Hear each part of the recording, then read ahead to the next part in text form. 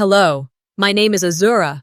My family gave me a piece of desert as my inheritance. No water, no shelter, no name on the photo they hung in the hallway. They laughed when they handed me the deed, called it dust with a zip code. But I stayed, I dug, I bled, and somewhere under that worthless land, the earth whispered back. Now I ask myself, what did they really bury? And why was I the only one left to remember it? I never imagined grief could feel so formal. The air inside the old dining room was thick with the scent of lilies and old wood, the kind of heavy silence that settles over a room after the last amen. We'd buried my father that morning. Now, only hours later, we sat in high-backed chairs around the family table like actors in a courtroom drama, waiting for his final verdict. The fireplace hadn't been lit in years, but the air still felt hot, like something was smoldering just beneath the surface. Tobias sat at the head of the table, already leaning back like the king he believed himself to be. Leora, his ever-perfect wife, crossed her legs with theatrical elegance, her manicured fingers wrapped around a designer purse she hadn't let go of all day. Gideon sat beside them, ever the quiet storm, with Seraphine coiled next to him like a silk-covered blade. I chose the farthest chair near the window. I didn't want to be in that room, but I needed to be. Mr. Lawson, our family's attorney for more than 2 decades, stood with the weight of paper in his trembling hands. His glasses slid down his nose as he unfolded the will. To my eldest son, Tobias Creed, he began, I leave the entirety of the North farmland, along with all equipment, livestock, and ongoing contracts. Tobias didn't react right away. He simply nodded, like he'd already claimed it in his mind years ago. He always assumed the land would be his, the land and the throne that came with it. To my second son, Gideon Rusk, I leave the primary estate and the adjacent acres, including the greenhouse property and lake access. Gideon glanced at Seraphine, who smiled without teeth. The silent type of victory. They didn't need to gloat, not out loud anyway. Then, Lawson hesitated. And to my daughter, Azura Delaney. Every eye in the room turned toward me, some curious, most amused. I leave the land located east of Dry Hollow, known on record as Parcel 37C. There was a pause, a stretch of silence so long I could hear my pulse. Then came the laughter. Tobias broke first, a sharp, guttural sound that cracked the tension in two. The desert lot? He said, slapping the table. You've got to be kidding me. Gideon let out a chuckle, more restrained, but just as cutting. Even Lawson's hands twitched. Seraphine leaned in close to Leora and whispered something that made her smirk. Then Leora turned to me and said, sweet as poison, well, at least you won't have to mow anything. I didn't respond. I couldn't. My mouth was dry. My throat felt like sandpaper. I'd spent the last 4 months wiping sweat from my father's forehead, reading to him when his voice gave out, feeding him soup in silence while the rest of the family waited. And now, I'd been given a barren plot of land even the coyotes avoided. I didn't remember walking out of that room. Only the sound of Leora's voice trailing behind me. Guess she'll finally get to live off the grid like she always wanted. That evening, as the sun dipped low behind the hills, I pulled into Tobias's gravel driveway. I parked near the barn and stepped out, still in my black dress, flats covered in dust. His porch light was already on, casting a warm glow over the front steps. He answered the door wearing a crisp white shirt, sleeves rolled up, tie loose. Azura, he said, eyebrows lifting. Didn't think I'd see you so soon. I'm not here for long, I said. What, need something? He asked, already leaning against the frame, sipping from a tumbler that smelled like whiskey and old pride. I need help. Just a little food. A blanket, maybe? I'm going to stay out there. On the land. He scoffed. Out there? You're serious? I have no place else. He swirled the liquid in his glass. That's not my problem, Azura. You got what was written. If you're old enough to inherit, you're old enough to survive. It was just land, I said quietly. Exactly. You didn't earn anything else, he said. You hovered over him like a hospice nurse. That doesn't mean you deserved more. I stayed when none of you did. That was your choice. Don't come knocking now looking for handouts because you made a losing bet. I looked past him into the house. The hallway was warm, lit, filled with the scent of roasted meat and perfume. Voices echoed from the dining room. His family. His life. I turned away. Thank you for your time. He didn't close the door right away. Let it hang open as I walked to my car, his drink still in hand. I drove out toward the east, toward the land, toward nowhere. The sky had turned indigo by the time I reached the edge of Parcel 37C. I stepped out of the car and walked a few feet into the field. The soil cracked beneath my shoes. The wind was dry and sharp. No trees, no signs of life. I pulled the deed from my purse and looked at the black ink on cheap paper. Azura Delaney, sole inheritor of Parcel 37C. I folded it again, slid it into my coat pocket, and looked up at the endless dark. You think this is the end? I whispered, to no one but the stars. Maybe it's the beginning. The hum of the car engine barely registered beneath the rush in my ears. As I drove eastward, the grand estate shrinking behind me, I kept one hand on the steering wheel and the other clutching the folded deed in my coat pocket. I didn't dare look at it again. Not yet. The land it described was waiting for me, whether I liked it or not. The farther I drove from the family house, the more it felt like something inside me was being untethered, detached, like I'd been pulled from a story I was never meant to be written into. The sun was dropping fast, casting shadows that seemed to stretch across the entire desert. When I pulled off the gravel road and into what barely passed as a path, my tires kicked up dust that clouded the air and caught the last light of day in its grip. I slowed to a crawl, then parked. The silence was deafening. I stepped out and stood still, letting my eyes adjust. This was it. Parcel 37C. A lot so dry it cracked under my shoes. Nothing around me but brittle brush, a few scattered rocks, and wind that sounded like it had forgotten how to whisper. My fingers instinctively reached into my pocket and unfolded the deed. A gust of wind snatched the corner, nearly tearing it from my grip. I pressed it against my chest, steadying myself. What kind of man looks into his daughter's eyes on his deathbed, lets her feed him, wash his hands, listen to his last words, and then leaves her this? I didn't cry. That would have felt too performative. But I stood there a long time, staring out at a stretch of dirt and nothingness, letting the truth settle around me like dust. Eventually, my stomach reminded me I hadn't eaten since early that morning, and my phone was barely hanging on at 3%. The closest town was a 30-minute walk, or a 15-minute drive back west. I got back into the car and turned around, heading toward the glow of streetlights and a name I hadn't thought of in weeks, Marla Vexley. She and I had been inseparable once, high school, college, even our early jobs in Santa Fe. But life happened. She got engaged, then didn't. I moved closer to my father after his first health scare, and we drifted. But she still lived nearby. I remembered her texting last year about opening a little bookstore/coffee spot. Something charming. Something that said, "Look, I'm doing okay." I found her place tucked between a barber shop and a closed-down laundromat. There were string lights over the windows and a chalkboard sign that said caffeine chapters. I parked along the curb and walked in. Marla was behind the counter, her head bent over a receipt roll. She looked up and blinked, as if I were a ghost walking in. "Azura?" she said, half a question. "Hey," I managed, already regretting it. She walked around the counter and hugged me before I could deflect. Her perfume was the same, vanilla and something citrusy. I hadn't smelled it in years, and it caught me off guard. "I heard about your dad," she said, stepping back. "I'm so sorry. I meant to reach out, but—" I nodded. "I know. It's fine." She hesitated. "You look tired." "That's probably accurate." "Want to sit down? I was just closing up, but I've got time." We talked for a while, catching up in that shallow, polite way people do when too much space has grown between them.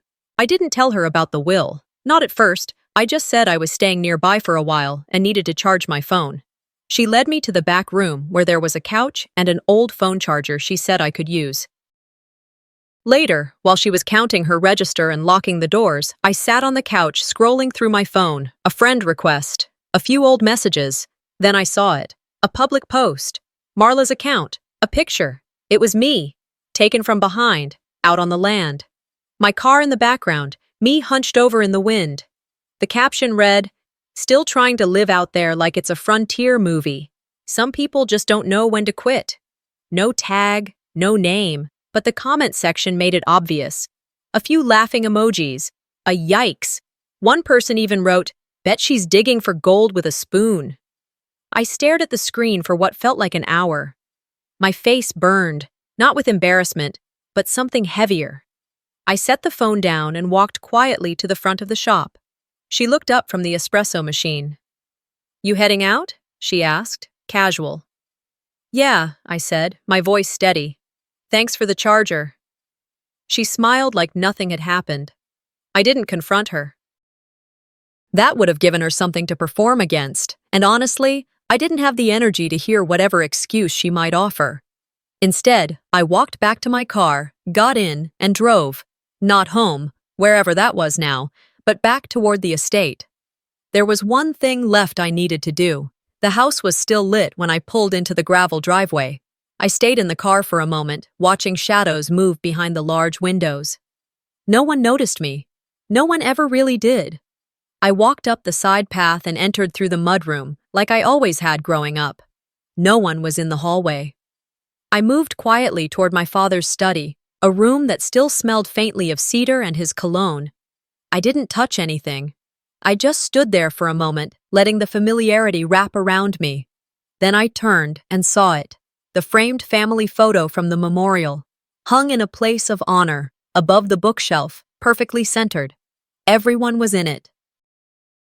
Tobias and Lyora, side by side, proud. Gideon and Seraphine, arms gently touching. Even our cousins from Denver.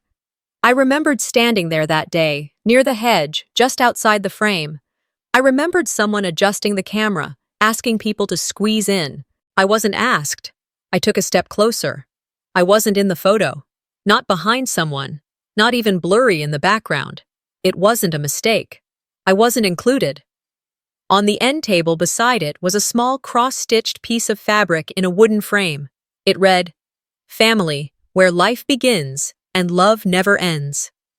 I stared at it for a long time. The irony was almost funny. Almost. Then I whispered, to the photo, to the room, maybe to myself. "Except when you were never meant to be seen." I walked away from that house the way you walk away from a grave you weren't invited to grieve at. Quietly, with your head up, but something broken trailing behind. The porch lights were still glowing when I pulled out of the driveway. Nobody came after me.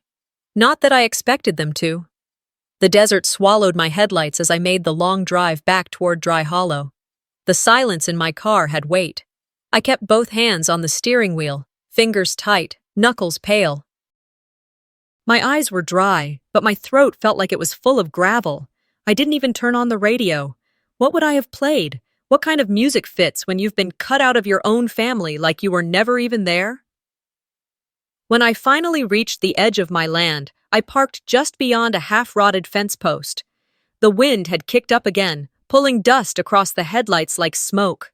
I stepped out, grabbing my canvas bag from the passenger seat, a bag filled with a few clothes, some canned food, and a rusted old flashlight that flickered like it couldn't decide if it wanted to live or die.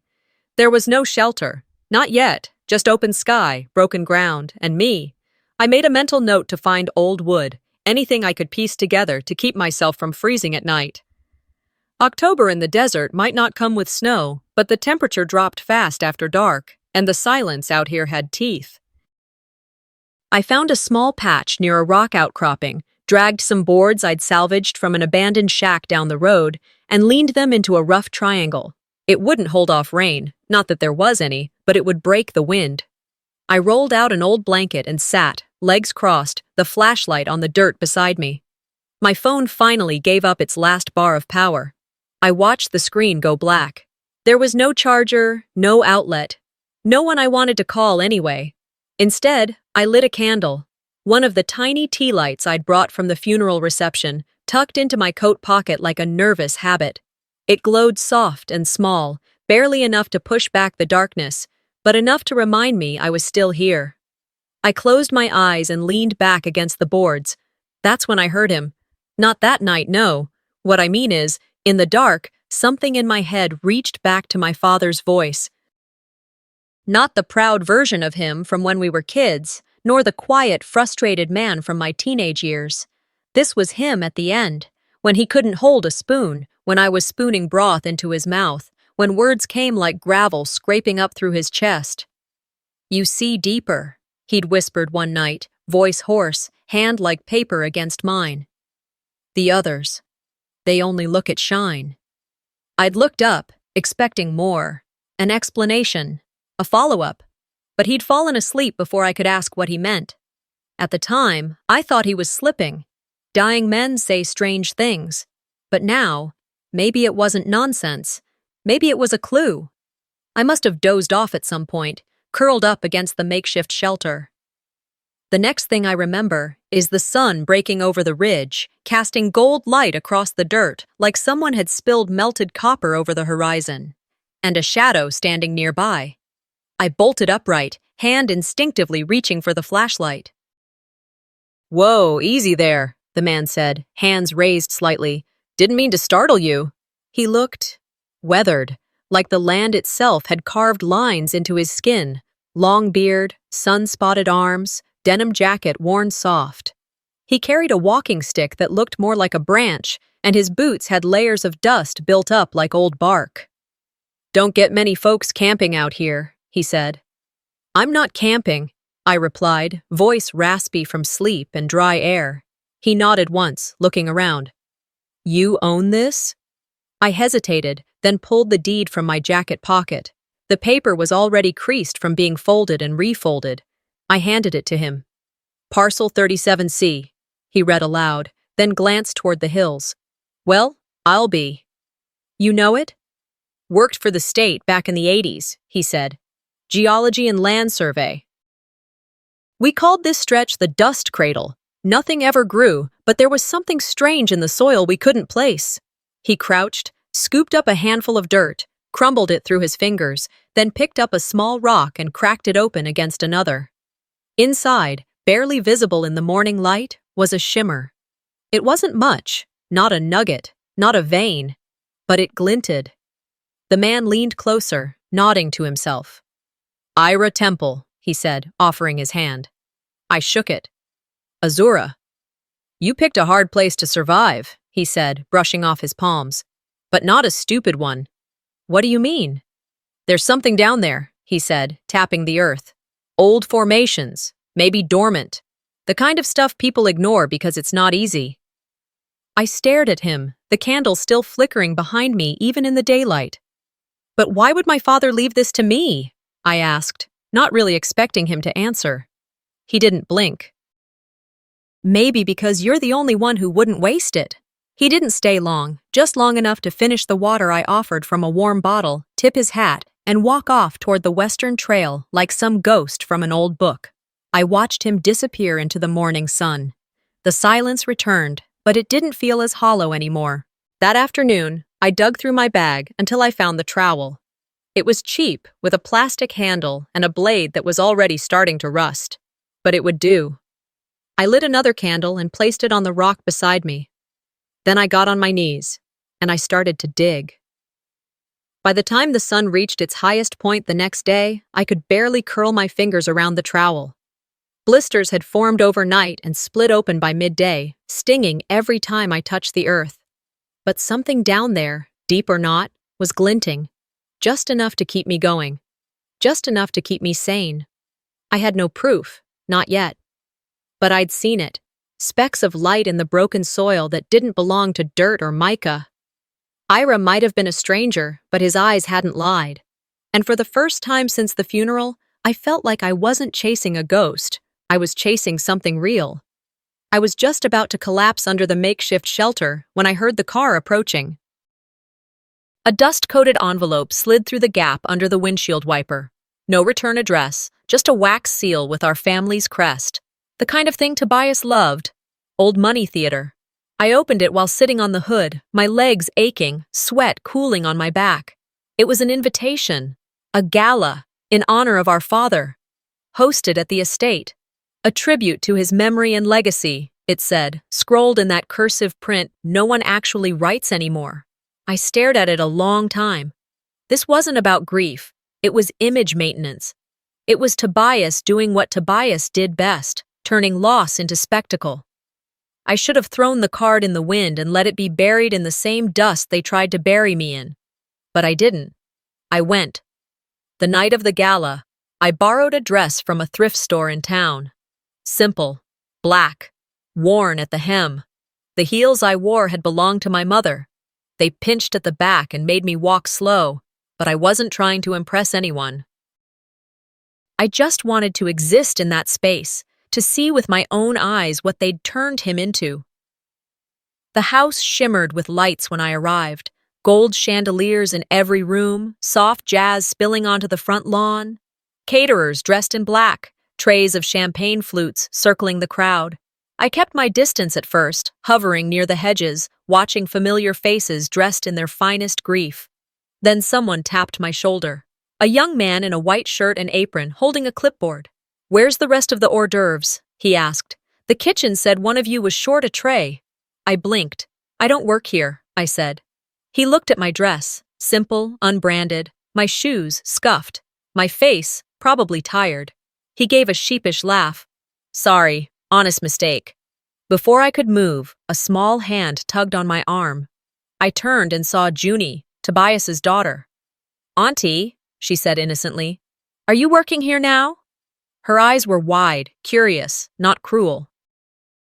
But her words cut sharper than any insult. Before I could respond, Leora walked by. She glanced at me, looked me up and down like I was part of the carpet, and said sweetly, "If you're helping tonight, the kitchen could use an extra pair of hands." Then she disappeared into the ballroom. No one corrected the child. No one stepped in. I was left standing with a stranger's tray in my hand, surrounded by faces that once called me family. I set the tray down on the edge of the buffet and slipped away before the next round of pity could find me. My legs carried me upstairs on instinct, past the photos, past the familiar wallpaper, into the hallway I hadn't walked in years. The study door was closed, but the key still sat above the frame. Some things they never bothered to change. The room smelled like cedar and age. My father's scent lingered faintly in the leather chair. I didn't sit. I walked straight to the filing cabinet he always kept locked, except during tax season, when he inevitably forgot to close it all the way. The bottom drawer was ajar. I pulled it open and began digging through folders labeled donations, land, estate. One box was marked in black Sharpie, to be archived. Inside, beneath some old church bulletins and correspondence, was a legal envelope, dated just 2 weeks before he died. I opened it. It was an earlier draft of the will, a notarized copy. In it, I wasn't listed as inheritor of Parcel 37C, I was listed as inheritor of the southern farmland. The good soil. The land Tobias fought for, but was told was being sold to the county. My land had originally been marked Donated Santa Fe Community, Open Space Program. Something had changed, something had been switched. I stared at the pages until my eyes blurred.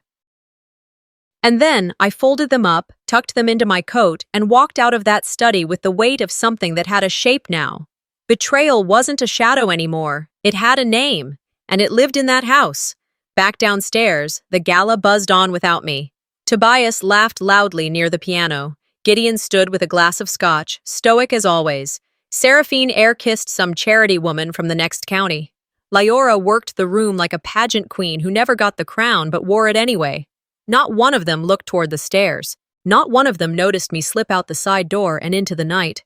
Outside, the wind had picked up. My dress fluttered at the knees as I walked across the lawn toward the front gate. I didn't look back until I reached the edge of the estate. The house behind me glowed like a monument to something it never really was.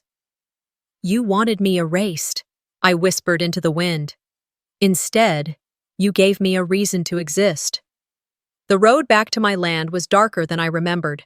Not because the sun had set, but because something in me had shifted. The house lights faded behind me as I gripped the wheel tighter. I didn't turn on the headlights right away. I just let the dust roll over the windshield, let the silence ride with me. The will was in my coat pocket, folded so many times the corners had started to tear. I didn't feel like crying. I felt like building, like proving something. By the time I reached Parcel 37C, the stars were already out. Cold pinpricks above a land so dry, it still hadn't learned how to reflect light. But tonight, I didn't care about the dryness. I didn't care about the blisters on my palms or the creak in my knees. All I could focus on was what might be underneath. I didn't sleep much that night. Instead, I stayed up sketching out crude plans on the back of old receipts, supply lists, legal steps. A contact Ira had scribbled on a napkin. The name of a local lab that tested mineral content without asking too many questions. The next morning, I made a few calls under a different name, Madeline Gray. I set up a P.O. box in town, paid in cash. I hired a handful of independent contractors for nighttime soil movement. I never used the word mine. I just said land development, no red flags.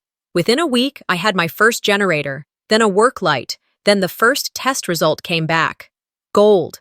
Not just specs, but potential for something deeper, something real. I didn't tell anyone. The only one who saw was the desert itself. While the town stirred during the day, I worked at night. I dug, hauled, cataloged. The blisters on my hands became calluses, my shoulders toughened. I started sleeping less but thinking more. The silence stopped hurting. It became my ally, and I told myself, if they could laugh in my face, then I could build in theirs. But it didn't stay secret forever. It never does. Tobias always paid attention to what didn't look like a threat. He must have heard something from a neighbor, someone asking about the lights or the low growl of equipment after midnight. Maybe someone saw the trucks. Either way, I noticed his truck parked on the ridge one evening. He thought he was being slick, keeping the engine off, hiding in the shadows. But I saw the shape of his shoulders before he stepped out. I turned off the floodlights for a moment, just long enough to let the dark swallow the noise. Then I flicked them back on, and I saw his face. Confused, pale. He took a step forward, boots crunching on gravel. He squinted, trying to make sense of the setup, the machines, the crew, the dirt, the glitter in the sifted piles. He bent down, picked up a small rock, cracked it, and stared. Then he said it out loud, like he needed to hear it himself. No, no way. That land was worthless. I didn't approach him. I didn't say a word. I just stood on the rise, arms crossed, letting the wind carry his disbelief down the hill. He left not long after, but I knew it wasn't over. With Tobias, it never is. The next afternoon, I returned briefly to the estate. I'd left a few old boxes in the back room near Dad's study, and if I didn't get them now, they'd probably be accidentally burned or buried under renovations. They were hosting a brunch, of course. The front lawn was decorated again. White chairs, floral arrangements, polite music humming from hidden speakers. Guests in light linens, sipping mimosas like we weren't standing on the same soil that had once held real family weight. I made my way inside without a word. People looked at me, but no one said anything. Like I was furniture someone forgot to move before the party. Then I heard the small voice behind me. "Auntie?" I turned. Junie. Her doll clutched to her chest, her face tilted in that innocent way only kids manage to make look honest. "Daddy said you got garbage land so you'd go away." She said it without venom, without intention, just the truth. The kind children have a way of delivering before they learn how to lie. I stood there, frozen, the hallway closing in. No one corrected her, not Leora, who heard every word from 2 steps away. Not Gideon, who looked at his watch and then at the floor. Not Tobias, who caught my eye for just 1 second, and then turned his back. I didn't speak. I walked past them, picked up my box, and left. By sunset, I was back on my land, back where I wasn't pretending, back where I didn't have to ask for permission to exist. I stood at the edge of the makeshift entrance where the machines had started to clear and shape. The sky was stained with orange, the wind just strong enough to rattle the plastic tarp covering the tool shed. I walked out into the open, took the steel stakes I'd bought 2 nights earlier, and hammered them into the ground, one by one, circling the site. My line. This was mine. They could come. They could threaten. They could whisper in lawyers' offices and tip off inspectors.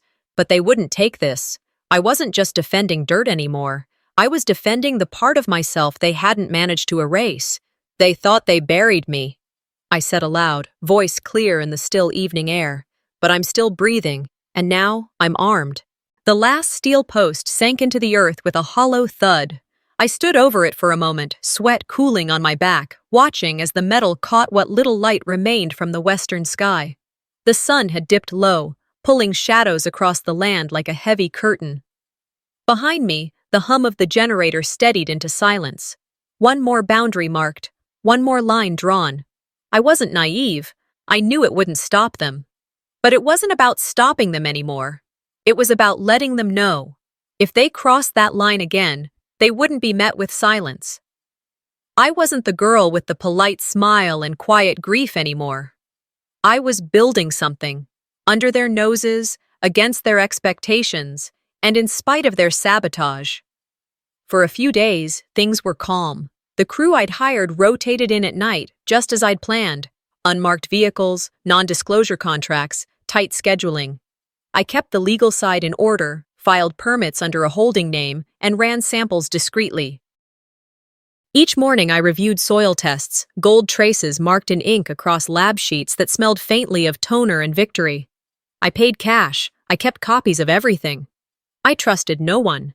Except I should have trusted myself less. It started 3 days later. A ping on my phone, then a link. No subject line, no name. Just a YouTube thumbnail of an aerial video. My site, my operation, my crew. Floodlights, excavation paths, dust clouds, shimmering pans of dirt. All of it, captured and edited with dramatic music.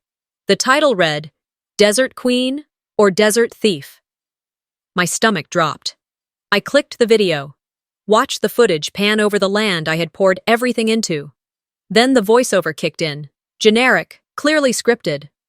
Unlicensed, unregulated. What exactly is going on beyond Dry Hollow? I felt sick. The next 48 hours moved faster than my breath could keep up with. The video spread. First in the county, then neighboring towns. My inbox filled with inquiries, anonymous emails, threats, praise, conspiracy theories, people speculating about how I'd stolen the land, about whether I was hoarding gold, about whether I was even legally entitled to operate a mine. The clip had been taken by drone, and drones needed a launch point. I traced the timestamp, cross-checked schedules. Then the truth surfaced. One of the newer hires, a subcontractor I hadn't vetted directly, had worn a chest camera on the job. He had leaked the footage, sold the rights, and disappeared into a burner account. But he hadn't done it alone. The channel that uploaded the video, registered under a social outreach donation platform managed by none other than Leora Vale, Tobias's wife. Of course, she'd gone from sipping champagne to guerrilla PR, and I had walked right into it. I sat on the floor of the shed that night, the laptop warming my thighs, the smell of motor oil and metal heavy in the air. I didn't cry. Not then. I didn't have time, because the next morning they showed up. 2 SUVs, marked, flashing lights, badges and bulletproof vests. Santa Fe County Tax Office. New Mexico Environmental Compliance Unit. They had a warrant, signed, stamped, sealed. Anonymous tip, one said, illegal mineral extraction, tax evasion, environmental hazard. I opened the gate. I let them in. They weren't ready for what they found. I walked them through the records. Every signed contract, every permit, every inspection passed. I showed them where we dumped waste properly, where we kept logs, where samples were documented and stored. I handed over the invoices, logged by date and cross-referenced with supplier receipts. I handed them a binder so well organized it could have taught a college class in land law. I didn't scream. I didn't plead. I simply looked at the agent in charge and said, "I've been waiting for you." They stayed for 4 hours. They left with nothing. Well, almost nothing. They left with silence, confused, professional silence, and I let them take it. But the town didn't. The whispers started the next day. Is she really legit? I heard she's laundering money. I always knew she was sneaky. Quiet ones always are. One of the workers stopped showing up. Another messaged me saying their spouse was uncomfortable with them being involved. I didn't argue. I didn't beg them to stay. I paid their dues and terminated their contracts. Clean cut. By the end of the week, only one crew member remained. Hector. He never talked much, but he showed up on time, stayed late, didn't ask questions, and worked hard. That was enough for me. I restructured everything, installed cameras, reinforced the perimeter, hired a real attorney, not some casual family friend, a real one, female, ruthless, expensive. Her first question, "How far are you willing to take this?" I said, "Far enough to end it." I wanted my name off their tongues, off their gossip circles, out of their narratives. But more than that, I wanted to make sure that the next time they came for me, I'd have more than files. I'd have proof, evidence, a story they couldn't edit. That night, I sat down at the desk inside the shed, pulled out my phone, set it against a lamp, pressed record. The video was 5 minutes long. I didn't post it. I didn't share it. I named the file, "If They Push." Then I encrypted it, backed it up, saved it to 3 drives in 3 places, and I ended the video with the only words that mattered anymore. I gave you mercy once. Try me again.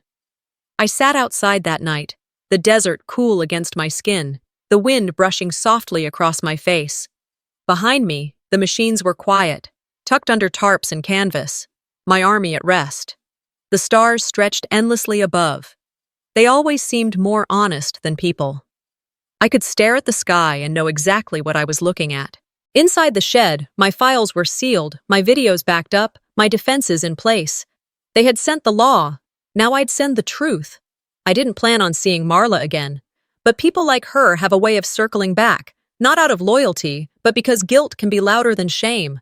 It was 2 days after the inspection when she showed up, standing in the frame of my camp like a memory that forgot it wasn't welcome. She looked different, less polished, thinner maybe, or just worn. Her eyes didn't meet mine right away, and her hands were shaking slightly, clutching a paper cup from the coffee shop she ran. "I brought you chamomile," she said softly, as if it could erase what had already been spilled between us. I didn't take it. She placed it on the crate near my chair and took a seat across from me. The silence stretched. "I was wrong," she said finally. "What I posted? It wasn't just thoughtless. It was cruel and cowardly." Still, I said nothing. She sighed. "You know, I used to tell myself you were lucky, that your quiet was some kind of shield, that you didn't have to carry the same kinds of disappointments we all did. But you did, didn't you?" My jaw tightened. I didn't want to make this easy for her. "You were invisible," she said, voice cracking, "and still somehow stronger than all of us. I hated you for that, because no matter how small they tried to make you, you never folded." I looked at her then, not with anger, but with something colder. Clarity. Marla reached across, her hand brushing mine. I didn't pull away, not right away.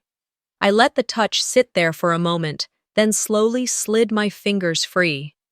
"I forgave you the first time," I said evenly, "but that doesn't mean I'll let you close again." Her eyes glistened. She nodded.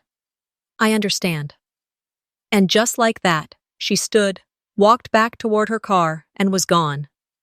I turned toward the shed. That night, I prepared a package, a padded envelope. Inside, a notarized copy of the deed with my name in bold, filed and sealed with the county. And a photograph, one I'd taken months ago, before he could no longer sit up on his own. My father, in his bed, frail and thin, his eyes half closed. I was feeding him soup, one hand supporting the back of his head, the other holding the spoon. His hand rested on my wrist. It was quiet, that photo, but it said everything. On the back, I wrote 6 words in black ink. "This is the man you buried for profit." The next morning, I walked into the post office and sent it by certified courier to Tobias Creed. No note, no return address, no explanation needed. I went about my day. Later that week, I heard from someone in town that Tobias had closed the gates early and canceled 2 scheduled events at the estate. When the courier delivered the package, Leora had answered the door. She handed it to Tobias with a sarcastic, "Looks important? Legal, maybe?" He opened it in his office. I imagined the silence when he pulled out the photo. I imagined the moment he saw his own father, vulnerable, dependent, cradled not by his sons but by the daughter they had tried to cast aside. I imagined Leora asking, "What's wrong?" and him saying nothing. I imagined him sitting in that chair long after the whiskey went warm in his hand, long after the sun disappeared beyond their manicured lawn. Some truths don't need to be screamed. They just need to be shown. I didn't speak to him, didn't respond to the passive-aggressive messages Leora sent to mutual contacts, implying that someone's trying to stir old wounds. I let her stir, let her dig. I had better things to build. Out on the land, the wind had shifted. The town was still talking, rumors still circulating. But now there was something different in the way they looked at me when I came into the hardware store, or when I stood in line at the post office. Respect? Fear? Maybe both. I didn't ask for either. But I'd take them over pity. I kept working, kept filing reports, running test drills, prepping infrastructure. And then, in the middle of a Tuesday afternoon, I sat down at the desk inside my shed and finished signing the stack of final documents. Ownership confirmation, land rights transfer, operational permits. The last form was the name change, formally renaming Parcel 37C under its new registered title, Delaney Holdings, sole proprietorship. I paused before signing. I thought of the dinner tables I wasn't invited to, the birthdays I'd been left off the list for, the laughter I'd heard behind doors that used to be mine. Then I signed my name. Smooth, legible, unapologetic. "You started this with a signature," I murmured, placing the pen down. "I'll end it with mine." The final signature felt like a breath I hadn't known I was holding for years.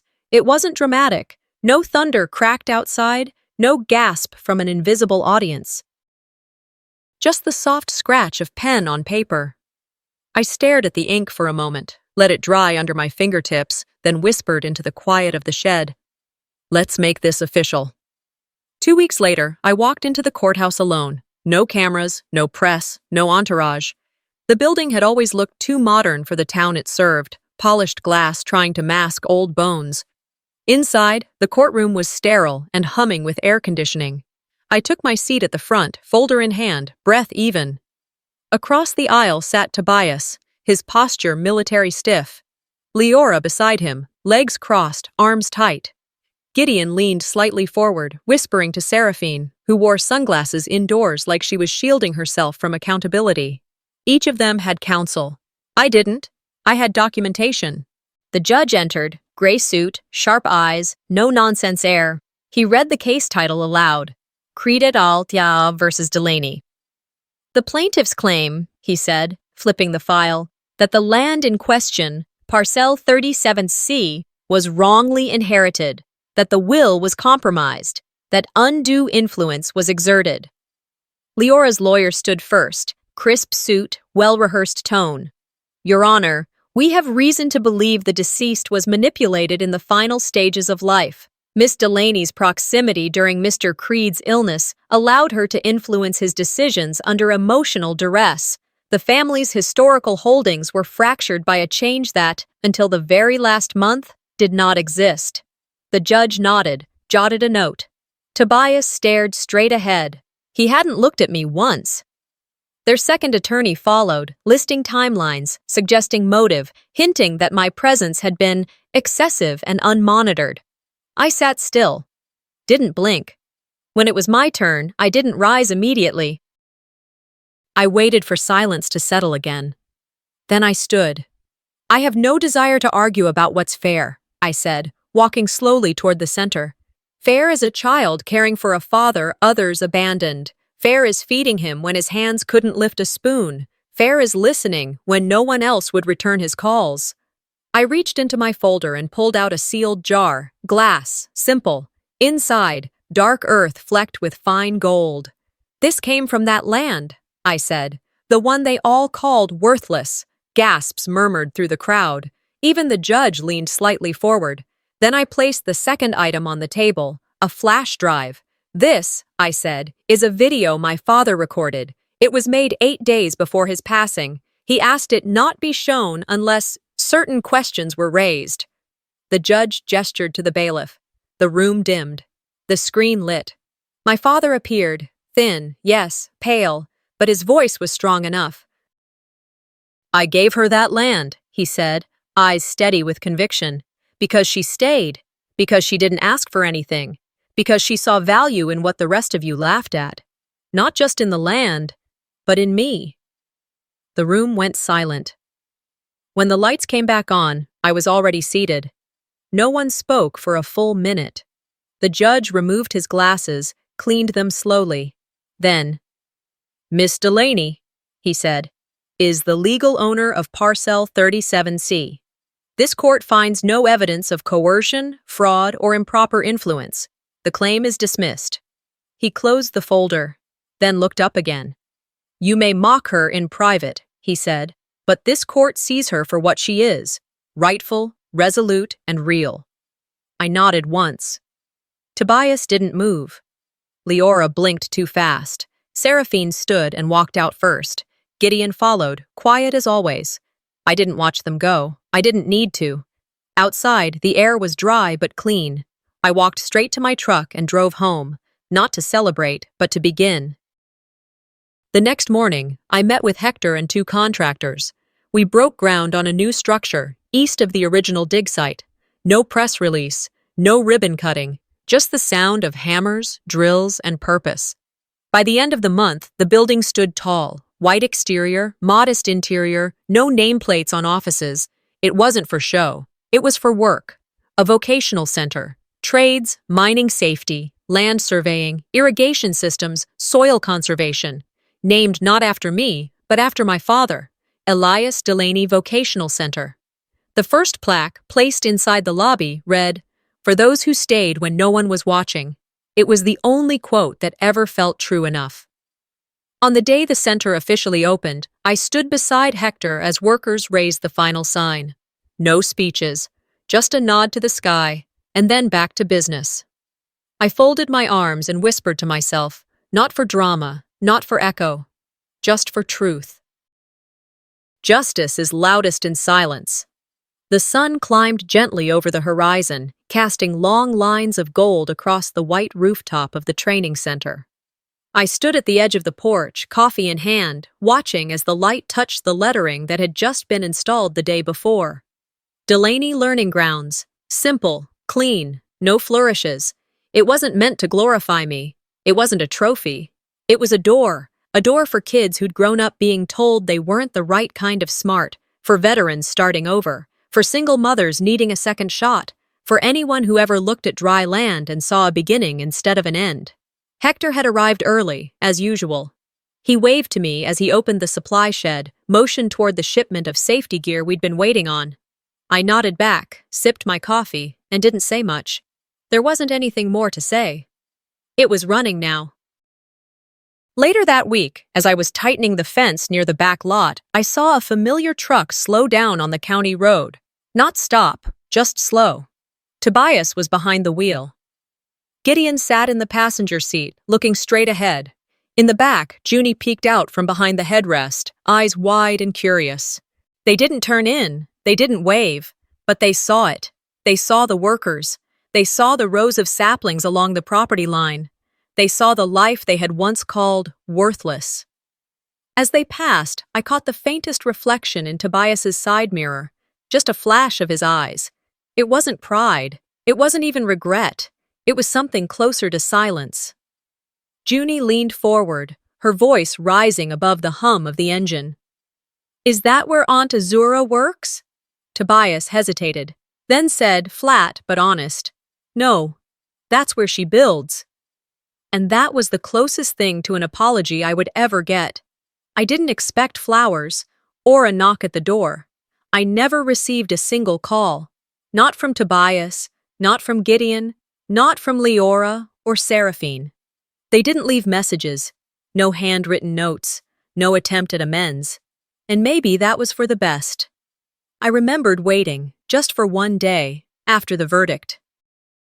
Sitting by the phone in my kitchen with a fresh notepad, just in case someone decided to call and say something that resembled acknowledgement. The phone stayed quiet, so I unplugged it, and I haven't plugged it back in since. That part of the story was over, but the land still had chapters left. I walk it often, not with clipboards or blueprints anymore, but barefoot when the soil's not too hot. I like to feel it under me, to remind myself that this isn't just where I won, it's where I began again. Each patch of dirt holds a piece of me, blisters, tears, grit, quiet victories. It's strange how something so dry can teach you how to be full again. The land doesn't care about gossip. It doesn't ask if you're likable. It remembers what you gave it, and it grows. One afternoon, while reorganizing an old supply cabinet in the shed, I found a dusty box labeled ED, tapes. I hadn't seen it in years, probably moved during the first cleanup. Inside was an old cassette player, still intact but a little rusted around the edges. Alongside it, a single tape labeled simply, Proverbs. I sat down on a stool by the window, pressed play, and let my father's voice fill the space. Better a little with righteousness than much gain with injustice. His voice cracked on the last word. Not because he was sick, because he meant it. I didn't stop the tears that came. They weren't loud. They didn't need to be. I let them fall, soaking into the collar of my shirt, down the back of my hands. There was no performance left in me. Only peace. Later that week, the first cohort of students arrived, 16 total, some nervous, some confident. One woman in her 50s who said she'd been laid off and wanted to learn how to touch something real. We didn't start with lectures, we started with dirt. I watched them walk the plots, examine the texture, talk about runoff and weight distribution. And I felt something in my chest shift, something warm, something whole. That evening, as the sun dipped behind the ridge, I stood alone on the back porch. The wind stirred the air gently, carrying the faint sounds of laughter from inside the center, young voices bouncing off the concrete and glass. I looked across the land, this dry, dismissed garbage lot. They laughed when they gave it to me. They mocked, pointed, minimized. But the land never mocked me back. The land remembered. It remembered the sweat, the silence, the sacrifice. It remembered that I stayed. And now it was speaking for me, not with noise, but with presence, with proof. I closed my eyes as the last breath of sun kissed the edge of the fence. Some roots grow in silence, I whispered, then turned and went inside. Some stories aren't about winning, they're about choosing not to disappear. Azura didn't just fight for land, she fought to be seen, to be remembered, and to leave something better behind. What would you do if your family gave you the thing they thought would break you? If this story moved you, don't forget to subscribe for more real-life-inspired stories about strength, silence, and survival. And tell us in the comments, have you ever been the one your family underestimated?